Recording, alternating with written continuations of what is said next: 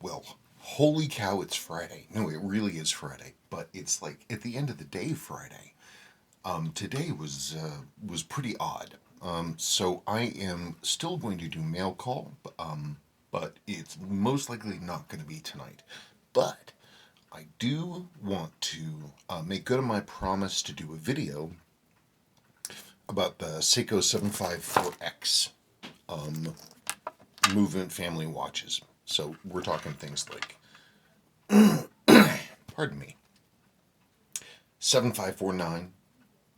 That's such a beautiful watch. 7549 7000. We've got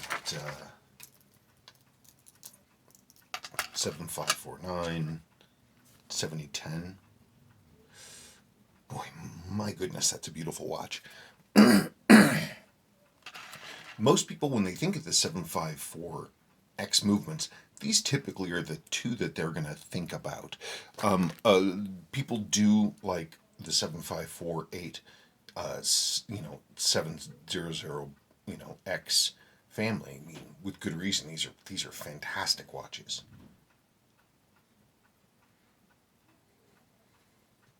They really are amazing. Okay, but usually this is what people associate with them. So that's actually, and that's, well, in my opinion, that's a good and correct thing. Hang on. Okay, I think I have my brain plugged in. So, 7549s. Seiko had sort of this big dive watch heritage. This is a Seiko 6159 7000. The reason I'm showing you this instead of the other 6159, which was the grandfather Tuna, it looked pretty much, pardon me, it looked pretty much exactly like this one, except it didn't have the gold plating, and it was, of course, it was an automatic. But it used this, this high B movement, this just marvel of engineering, which was created. It was a GS movement, and they used this. They went and these were only produced for what, 16 months, and then they stopped really doing anything with the movement. It just it was being put in Grand Seiko and stuff. But then when they decided to do a real serious pro watch, they pro diver watch, they used this movement. The idea being it's high beat, so it's going to have steadier output. It's going to give better accuracy, and that's very important because your watch has to be accurate, and so they wanted the most reliable thing. But you gotta believe, you gotta believe that building a 6159 movement is just on a whole nother level than building even the best quartz movement. So many more variables. So because of this, the high value of this movement and the reliability of it, when Seiko decided to move away from the automatic mechanical and go to quartz, because quartz was their big thing. I mean, Seiko was beating the world with quartz, and they wanted something to showcase it, and they needed a replacement for the grandfather Tuna. So when they created this one, they did they made the movement specifically for these two high-end watches. So this movement was designed for the top of the top, the best of the best, to be strong and reliable and adjustable. And so you had the best, you had a great movement inside both these watches, fit for top of the line. Okay, so about the origins of the movement. You'll notice that all of these watches that I've been talking about, whoops, sorry about that. All these iconic pieces, they're all Suwa. All of this was a Suwa baby. So what they did, they used the 6000 series was like their base. The 6106 was the base movement, but that covered everything. 6159, 60 was 6105, 6306, etc., etc., etc. all the 6000 series watches. So that's what they worked with. Oh, and the 6300, pardon me, 6309. So when the time came to design this new movement, they basically took a 6309 movement and they quartzified it. So I'm gonna get one of each to put next. So here we have representation of the two movements. This is in the 6309 family there, though it's actually, this is a 6319. A 6319 is, it's an up-jeweled version, doesn't have hacking. Basically, it's like a 6306 with no hacking lever. Seiko made a bunch of these different movements. They had, 6300, which was just a flat-out hand winder. I actually have one right here. There, look at that. You don't see that too often. There it is. It's the successor to, it's like a 6602, but well, it's not, but that's the 6309 hand winder. Pretty cool. And it's a no date. So they had a hand winder, they had the regular 6309, they had the 6306, which was up-jeweled with a hacking lever, 6319, which was up-jeweled, no hacking lever, and then there's 6349. 6349, and by the way, all of the movements I'm talking about externally look exactly the same, mostly exactly the same. Oh yeah, 6349. That's like, it's like fully jeweled. It has double sets of diaphic settings. It's created. Its lower mainspring arbor jewel is in place. They're crazy. But the thing is, they were almost all only. It seems like they went to, like, I don't know, Pacific Rim, Saudi Arabia, that area. So they're almost always sort of slightly garish and square, but the movements are great. So you have this wide range then of all these different movements that Seiko was believing in, and they were going to, because they produced it in all these crazy different variants, as I said. So really, what's another variant? So this is so as a result, the main plates of these movements, darn it, hang on, there we go. The main plates of these movements, right, like there's their 6309, and here is the main plate for a 754X. Darn it, there we go.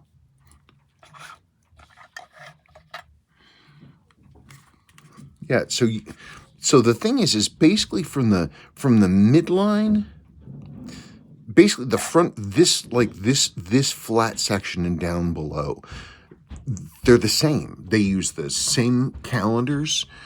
Everything on the other side is exactly the same, and I mean, everything's the same. The basic architecture of the movement is built on a 6309, and as a weird side effect of that, let's see if I can get this to work. Oh, would you stop that there? Weird side effect of that these two were basically built on the same thing. So here's my 7549 7010. That's a beautiful watch, right? It is a beautiful watch, but you'll notice it's not ticking. So maybe I need to put a battery in it, or maybe I can just go like this,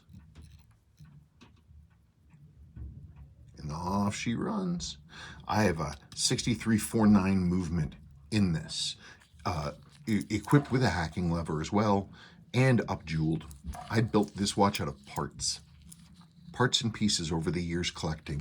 You get a good thing here and a good thing there, and this you find a shroud and sort of, you find a handset and a lot of stuff, and there it is.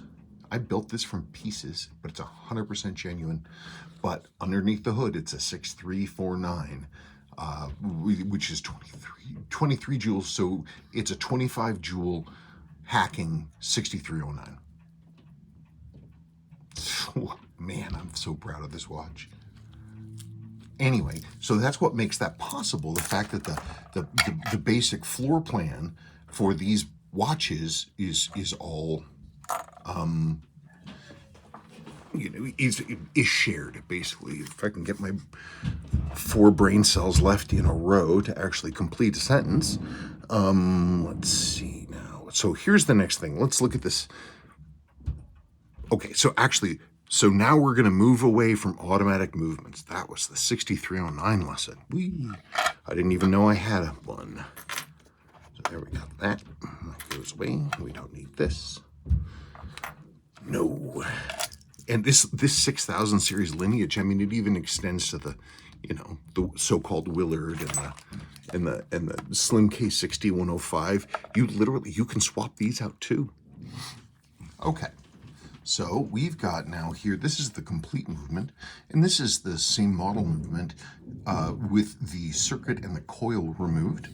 So the circuit is this green diddly, and it has the most amazing thing in the whole world. That little screw diddly thing right there, that is a fully 360 degree turning variable trimmer, which means in good condition, you can get a 754X to just really unbelievably nice accuracies. You really can. And again, the reason that this is here is, again, because this was a serious workhorse, top-of-the-line movement designed for the replacement for the old grandfather tuna. That baby right there. And so they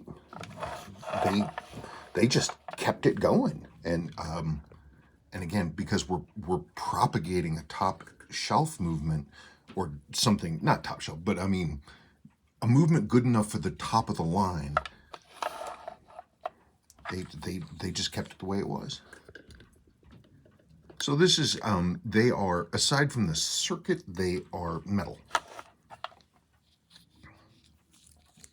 And I'll put this down here and make that a little bigger. Hopefully y'all can see that. These are either 4 or 5 joules, depending. They had date at 3 o'clock, date at 4 o'clock. Only, like I said, only the 1 extra joule for when you got to 7548 and 7549. I mean, it's very sturdy. It's a very simple and strong. Simple doesn't mean cheap. Simple doesn't mean, like bad. Elegance is simplicity. So what we've got here, in case you guys obviously your stem, this little happy little interlock diddly thing, what this does is this is when you pull out the crown to halt the movement. Wait, is it already halted? It's already halted. Change that right a little. We go click. See that thing? Look, you want to look over here. And you go poink. 2 things happen. The whole lever on this side moves, which moves the hacking lever in, which goes flump and rests in against the 4th wheel. And you also have this handy dandy happy little fellow, this little lever right here. And what that does is it interacts with a, oh, come on, all the circuits are still boxed. Okay, hang on. Oh, for Pete's sake, come on now. Well, you know what's great? We're going to go right through the plastic. So you can see, so this little, let me see if I can find one single element.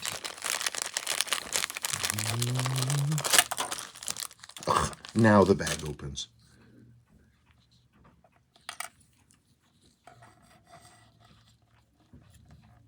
Okay, so now you see that little poink, that little thing right there, that interacts with this place and cuts the circuit out. And that's and it's simple and it's strong. It's a clean movement. It's upgradable. Obviously, you can. There are folks who fully jeweled one of these things. It'd be fun to do. The big weakness is that the hole for the center wheel, which is right here, it's the only thing that's unprotected on these, and over time they will definitely start to wear. It's unfortunate, but because this shares the same architecture with all of these other mechanical movements, the jewel required is one that Seiko still uses and makes and sells. It's right there. It's the same one. So that makes it nice. You can swap stuff around and up jewel and go crazy. Okay, let me pause for a second, think about my next step. Okay, so let's, I guess now I want to talk about sort of heritage. Can you believe I'm doing this all just to talk about one watch model? How nuts. That just occurred to me. Wild. Okay, heritage. Where do we start? Well, okay, let's go like this. Oh, by the way, this is my wrist check. 6309, 7290. This is entirely original, complete with the beautifully asymmetrically faded bezel insert. I mean, it's just crazy. It's this lovely blue with a little bit of patina on that thing, but it's black around here. And the case is in fantastic condition. I wish I knew the story on this one. Okay, but let's go back. So you had the early Silver Wave 30 meters and 50 meters. Then you had 62 MAS, which I would show you except every one I've ever had I've sold. And then after 62 MAS, you had, let's go like this. That 6105, 8000, and they also had the 8009, and they were both proof and resist. But this, I mean, what a beautiful, elegant shape. Still very much like a 60s watch. I mean, it was definitely Seiko's twist on it, and the design of it is just incomparable. They're so lovely. This one has a service crown with the slots, but that's the way it was, and I left it. If I see service stuff like this, I leave it. Wow, this is a great watch. Nelly, that's a sweetie. Digging it. Okay, so you had the slim case 6105, and then in 1970 was issued the 6105, 8110, 8119. This one has, again, a service handset. So these hands were installed by Seiko during service. And so I consider this to be a valid make. And I personally, in my head canon, is that this handset was specifically designed for this dial, not the 6309 dial. These hands on this dial work perfectly. The 6309, I don't know, I understand it's probably was less expensive to make because they didn't have to do they could do flat markers, just screen print the whole damn thing. But I don't know, like I said, in my head canon, I think these hands were designed for this style. I could be wrong. We'll never find out one way or the other, but that's what I think. Anyway, what the devil was I talking about? Oh yeah, 6105s. So there we are. And this one, of course, the iconic, amazing, asymmetric crown at 4 o'clock, 6105 dive watch. It's one of the most beautiful watches ever made. It's absolutely iconic. Nothing else looked like this. The balance mixed with the imbalance, it's exquisitely made with these just lovely curves, compound curves that run around, and the undercut for the wrists. It's just a killer. What a watch. What a designer. I personally believe it's one of the greatest pieces of, you know, this kind of commercial engineering in the 20th century. I really truly believe that. Okay, now, so these two 6105s, downsides, the crowns don't screw down, and that's a lot of the problem. But because of that, they tend to get their loom destroyed because the crowns go bad. So Seiko came up with screw down crown. This is the next generation, and you can see they took the 6105 look and they basically just trimmed it down. But that same super seismic circle thing, or whatever the heck that is called, it's still there. They just made it a little cleaner. This is just so elegant, though, with that curve over the top. But functionality-wise, we are starting to really approach being modern, the 6309. But when this came out, the fashion for watches was getting smaller. And so, I mean, this was great for the 70s, this big fat case. But then we get into the early 80s. And somebody at Seiko must have taken one of these cases and took a file to it and basically made it slimmer. This is the slim case. These were only made for the last few years that the 6309s were produced. But internally they're exactly the same, literally exactly the same. If I had any skill as a machinist and I was insane, I could take that case and pretty much make it look like that. Interestingly, God, like more than a decade ago, I saw on eBay, but wasn't able to win.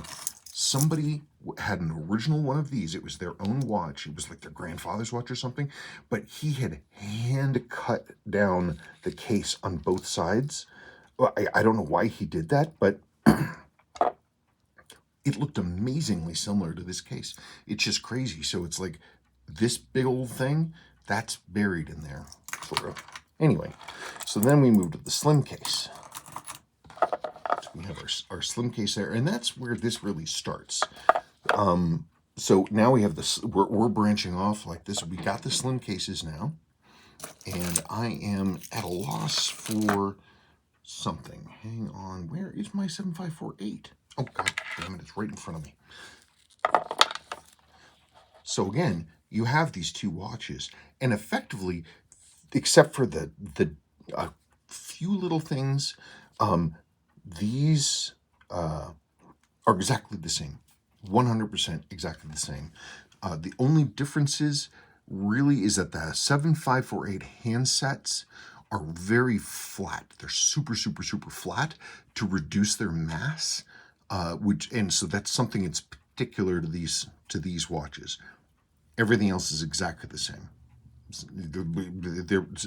You can mix these up in a bucket and make two watches with any range of parts you happen to feel like. But this was the wave of the future. Smaller watches, as we move through the 70s and get into the 80s, slimmer watches are definitely the way to go. But there's that movement, that beautiful, beautiful movement ticking along underneath that hood. Where do I? Oh, I think I took that one upstairs. Darn it. Hang on.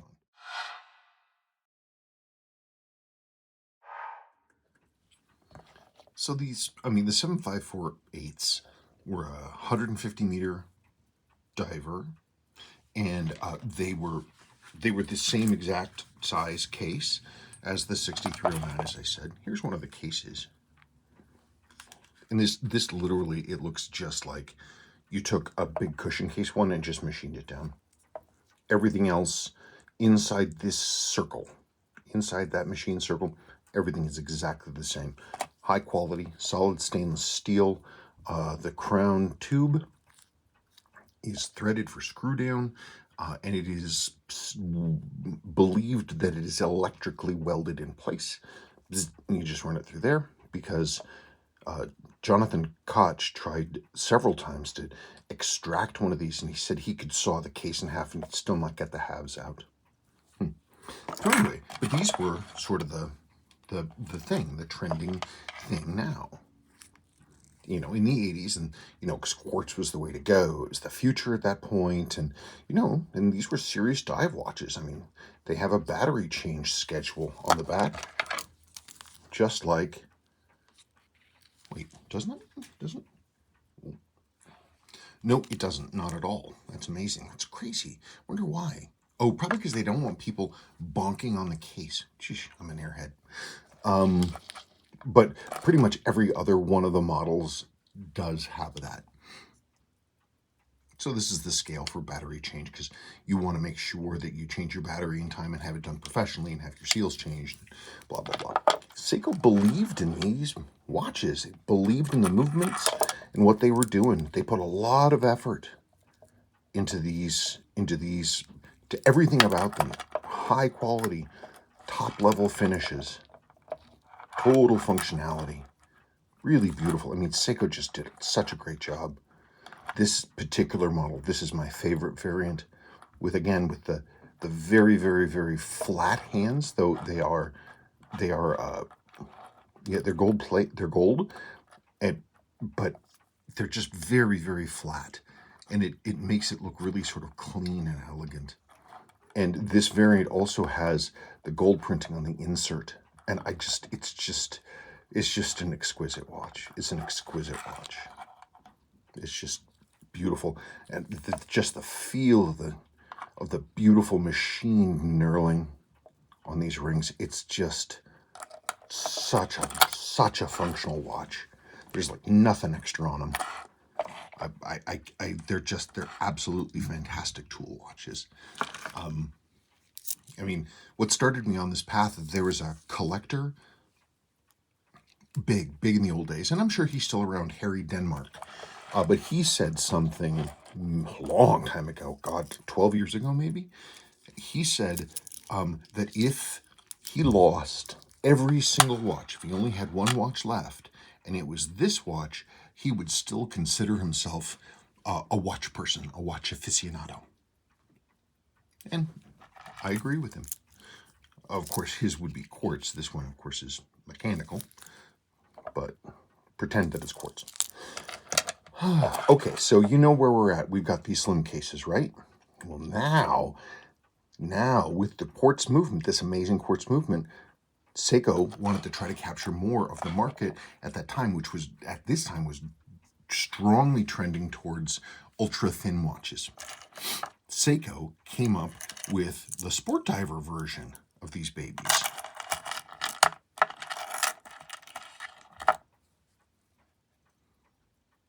And this,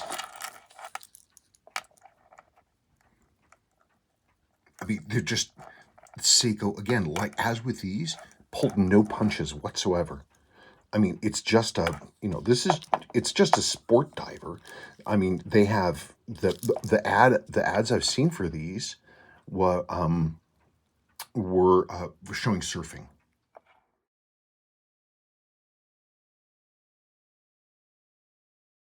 But the quality is identical in every single way. The way that they're made and built is exactly the same. Metal chapter ring. This one has a smoothly turning bezel. It's not clicking. It's not a clicker, but you can see the quality of the machining. I mean, that's not a surprise, right? Coin edge bezel. These, when they're in good condition, I mean, wow. This is such a particularly great model. Yeah, there we go. Oh gosh, what the heck's going on there? Oh, you know what that was? Chocolate chip cookie. Let's see, what was this one? I can barely read it. I'll put that information down at the bottom. But isn't it really cool? These have a really wacky crystal setup too. How to get the crystals in and out of these things. You got to be careful. Because the way that these things go, you have to. It's bananas what you have to do to get these out, and I often get it wrong. Anyway, so Seiko believed in these watches, these mid-size watches, so much they thought that was, where the future was going to be. Oh, right, I was stupid enough I wasn't thinking, and I was wearing this watch when I was out in the garage, and I was painting some kills on some pretty oil-stained drywall, and I got some on my watch. Anyway, Seiko went to the wall with these. They're beautifully machined, same level of finishing, and sort of, obviously they use that slim case style. They're significantly thinner, so they fit well under a cuff. But a real, to me anyway, indication of how much Seiko loved this watch model and wanted to get behind it is one of the greatest unsung bracelets of Seiko, made for this model. Oval, solid stainless steel, tapered. Middle section is fold over. And because it's Seiko quartz, they came with the long clasp. But these bracelets, they're so comfortable. These are really nice. And the width of the middle link, is that 9? I think it's 9 millimeters? 10? I should mic that up. Hang on, I should know that answer. And I don't. I should know that answer. Wakey, wakey. Time to bakey. Okay, let's go. Zero that out.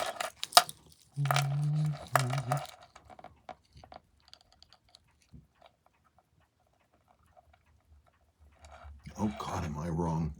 7 millimeter section. Good thing I checked. But since we're here, are we at 0? Yeah, almost. Stop that. Stop that. Knock it off. Okay, and then let's just for fun.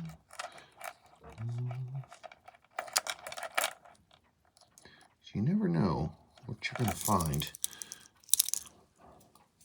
especially if you look in the wrong door.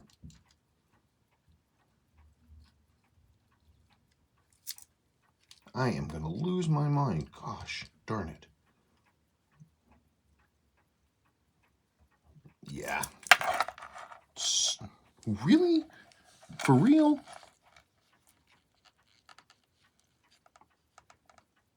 Yeah, what do you know? 20 millimeters. That's pretty wacky. Maybe they were going for more of an international market. 20 millimeters instead of the usual 19. Isn't that interesting? That really is neat. Anyway, I've got to clean this watch up. It has Hardlex crystal with that crazy crystal cartridge setup thing. It has the same, it's it's a slightly lighter seal system, but it's a screw down crown, everything else like that. They're great watches with an amazing bracelet, and that almost no one knows about. And a lot of these, you see them, they can be pretty beat up, but I like them. I'm trying to think, where did that, aha, there it is. Anyway, they had a whole bunch of different variants. Here's another one. This one is unrestored. Look at that thing. It's like it's not gold, but it's like 70s in a really crazy way. 80s, I'm sorry. Well, it was designed in the 70s. Oh, right, this is unrestored. That bezel's seized up. But there's that beautiful, beautiful bracelet. Isn't it? They're just super nice. There was a bunch of different variants of this one, different dial types. And they even made the classic Pepsi. This one is also unrestored. So this is kind of what they look like when they're, it looks a little beat up, right? But if we look at the white loom, the clean dial, actually it's not bad. And if we overlook the fade on the bezel, it's not bad looking. It's got, somebody liked the watch, they lost an end link and just put something else on there. That's the correct one. But I was thinking I was going to restore this one, maybe. And that'll be, we'll talk about that once that's done. It's not going to be tonight, but restore that one. See how that looks? This has been in my collection for ever. It's been in my collection for, I don't even know how long. And it's just been waiting. So maybe now its time has come. And I think that's, it's just something there are things to look for. These 7548, this is a 6049, 7548 6049. This is a 7546 620, right? Yeah.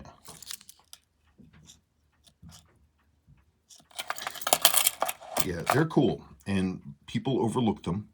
And now with, the fashion for watches having come back down, these are in entirely reasonable shape, and they have a nice sporty feel to them.